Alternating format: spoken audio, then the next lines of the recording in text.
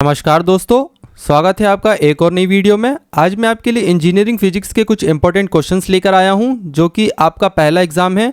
आप इन सभी क्वेश्चंस को नोट कर लीजिए, ये बहुत इंपॉर्टेंट क्वेश्चंस है एग्जाम पॉइंट ऑफ व्यू से। तो मैं वन बाय वन आपको पूरी यूनिट के एक एक क्वेश्चंस आपको बताने वाला हूं, तो वीडियो को एंड तक देखिएगा और इस चैनल को सब्सक्राइब कर लीजिए। ऐसे ही हम आपके लिए कंटेंट लाते रहेंगे, जो भी एग्जाम्स वगैरह आएंगे उन सभी के इंपॉर्टेंट क्वेश्चंस हम आपको डे बाय डे बताते रहेंगे। तो चलिए सबसे पहले शुरू करते हैं यूनिट 1 से। तो यूनिट 1 जो है मेनली बहुत इंपॉर्टेंट यूनिट है आपके लिए, और ये थोड़ी टेक्निकल है, मतलब इसमें डेरिवेशन वगैरह है और बहुत इंपॉर्टेंट है। मेनली यहाँ से आपको 3 से 4 क्वेश्चन आपके आरजीपीवी के एग्जाम में देखने को मिल जाएंगे, और ये यूनिट आपकी 21 से 28 मार्क्स कवर करती है। तो इस यूनिट को आपको बिल्कुल नहीं छोड़ना है। जितने भी मैं क्वेश्चंस आपको इसमें बता रहा हूँ, ये सभी को आप अच्छे से नोट कर लीजिए। इन सभी को आप पूरी अच्छे से प्रैक्टिस कर लेंगे तो ये आपका यूनिट कंप्लीट हो जाएगा। इसमें सबसे पहला क्वेश्चन जो है आपका एक्सप्लेन हाइजेनबर्ग अनसर्टेनिटी प्रिंसिपल, ये हर बार एग्जाम में पूछा जाता है, तो इसको आप बिल्कुल मत छोड़िएगा। उसके बाद आपको यहाँ दिख रहा होगा derive the relation between phase and group velocity, ये भी बहुत इंपॉर्टेंट है, इसको भी आप कर लीजिएगा। उसके बाद ये आपको थर्ड क्वेश्चन दिख रहा होगा, तो इसको आप इग्नोर कर सकते हैं अगर आपके पास टाइम कम है तो, बट आपको इसको कर लेना है।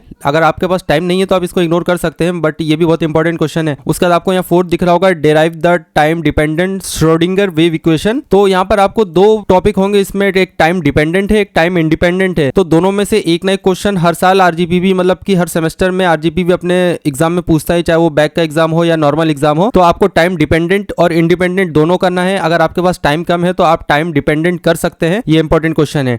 और उसके बाद आपको यहाँ पर क्वेश्चन दिख रहा होगा, ये 1 डायमेंशनल वाला, ये आपको शिवानी में मिल जाएगा, आप इसको भी अच्छे से कर लीजिएगा, ये भी एक डेरिवेशन है, तो ये बहुत इंपॉर्टेंट है। उसके बाद आपको जो दिख रहा होगा de Broglie matter waves, most important question पूरी यूनिट का, तो इसको तो आप बिल्कुल मत छोड़िएगा, सबसे ज्यादा इंपॉर्टेंट क्वेश्चन यही है। और जो हाइजेनबर्ग है, इन दो में से एक क्वेश्चन आपको जरूर देखने को मिलेगा एग्जाम में, तो इस यूनिट को आप बिल्कुल मत छोड़िएगा। इस यूनिट में जितने क्वेश्चन मैंने अभी आपको बताए वो सब आप कर लीजिएगा। उसके बाद आपको यहाँ पर क्वेश्चन दिख रहा होगा कॉम्पटन शिफ्ट इन वेवलेंथ, तो ये क्वेश्चन भी बार बार एग्जाम में पूछा जाता है, बट ये आपके लिए ऑप्शनल है, आप करना चाहते हैं तो कर सकते हैं अगर आपके पास टाइम है तो, अगर नहीं करना चाहते तो आप इसको छोड़ सकते हैं, बाकी ये भी इंपॉर्टेंट है। उसके बाद यूनिट 2 का नाम है वेव ऑप्टिक्स। तो दोस्तों ये वेव ऑप्टिक्स के सारे इंपॉर्टेंट क्वेश्चंस है, इन सभी को आप नोट कर लीजिए, चाहे तो आप स्क्रीनशॉट ले लीजिए। ये सारे बहुत इंपॉर्टेंट क्वेश्चन है, इसको बहुत छाट छाट के बनाया है मैंने। और जो ये क्वेश्चंस है आपको और अदर चैनल्स पे इंपॉर्टेंट क्वेश्चन बेचते हैं लोग, कुछ मॉडल पेपर के नाम से, कुछ इंपॉर्टेंट क्वेश्चन के नाम पे, तो यही क्वेश्चन आपको वहां भी देखने को मिलेंगे, बट इस चैनल पे आपको मैं ये फ्री में दे रहा हूँ और हमेशा देता रहूंगा मैं, तो इन सभी को आप नोट कर लीजिए। इसमें जो सबसे पहला क्वेश्चन है आपको दिख रहा होगा explain Rayleigh criterion for resolving power, ये बहुत इंपॉर्टेंट है, बार बार आरजीपीवी अपने एग्जाम में पूछता है। उसके बाद ये मैक्सजेंडर वाला जो ये क्वेश्चन है, ये भी आरजीपीवी अपने एग्जाम में पूछता है। और जो आपको Newton's ring and derive the expression for wavelength, ये भी बहुत इंपॉर्टेंट है। उसके बाद आपका ये एक क्वेश्चन है वर्किंग ऑफ माइकलसन इंटरफेरोमीटर, तो ये क्वेश्चन आपको कर लेना है। ये सारे क्वेश्चन आपको करने हैं, इनमें से एक भी नहीं छोड़ना है, ये सारे क्वेश्चन बार बार आरजीपीवी अपने एग्जाम में पूछता है। उसके बाद आप चलेंगे यूनिट 3 की तरफ।